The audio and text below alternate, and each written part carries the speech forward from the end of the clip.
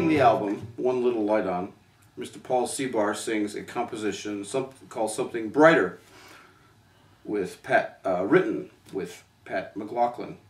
What was your collaborative method with Pat, first of all? Well, Pat is a hero of mine, and I admire his abilities on stage. He's one of the grandest experiences. He's a very, very rhythmic player, and just a enormously passionate performer. And so we'd been playing the same circuit. Every once in a while I'd run into him, and I'd seen him a few times and have kind of astutely followed his stuff. And as the years have gone on, we got to know each other pretty well. So I would stop when coming through Nashville. I'd often stop and stay at his house. He lives out on the outskirts. And you know, we started trying to collaborate. He does a lot of co-writing now. He's got a Nashville publisher, and so he's quite active, which is odd for him. He was very much a you know, a write my own stuff and perform it kind of guy. But he's had a few big hits, and he's actually written with John Prine. John Prine's last record, there are about 4 or 5 tunes that he and Pat had written. He was on this Johnny Cash record that just came out. Pat was playing rhythm on it and some mandolin. He's just a very hilarious and interesting guy. And so we started working, and I make some time to stay there a few days, and it takes a little while to get into the mode, and eventually we're sitting with 2 guitars and kind of hammering out some idea. It might start with a guitar figure, it might start with some kind of lyrical figure that he's got in mind.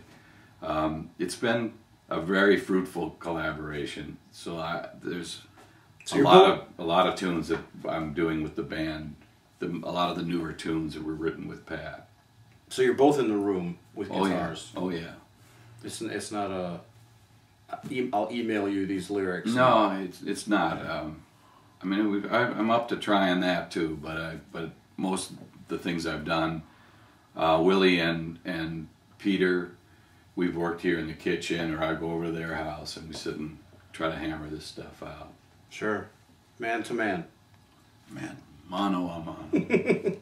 The emotional turn for the song, I guess the melodic resolution, the minor 4 to the 1. Da, da, da, da, da, da.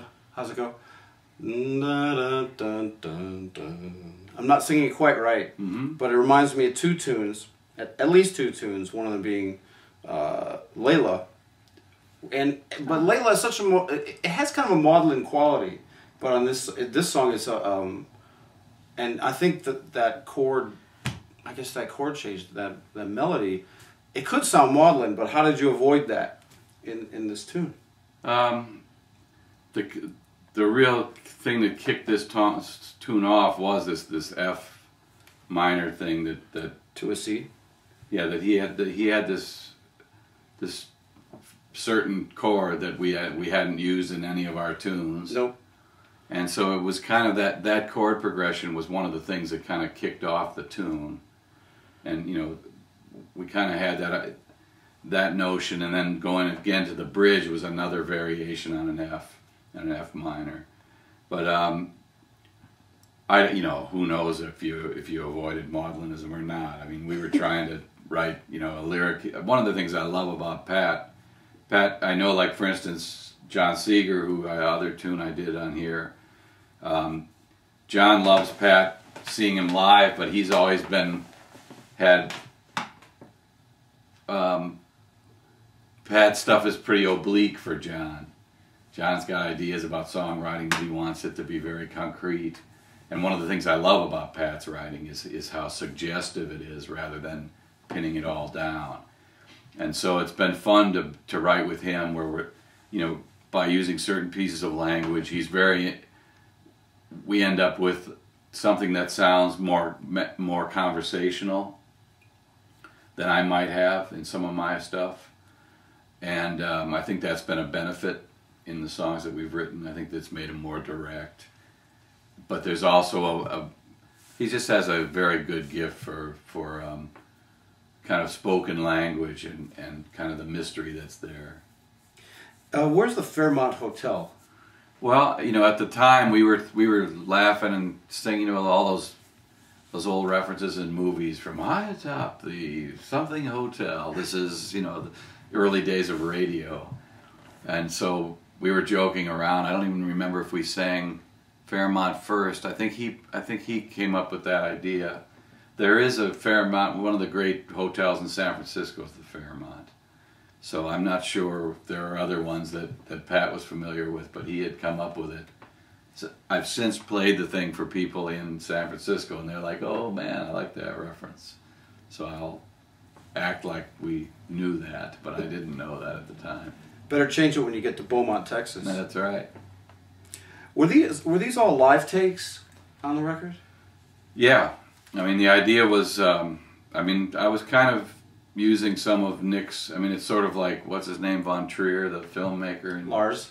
Yeah, that his idea that you're supposed to make film with all these rules, and I was kind of using Nick's blueprint and the idea of like trying to go in and get what you could. I mean, the way you actually sound now. I mean, there certainly are things that I did. We went between takes. One of the advantages of Pro Tools, I think, has been that you can edit very easily, and it helps you to go for the liveliness of a take that might have one moment or two moments or something that you're not as enamored with, and the next take you can fly that in and make that be a part of that take. Which used to require splicing in the jazz, right. In the jazz days. Yeah, that would be the Teo Macero role. Right.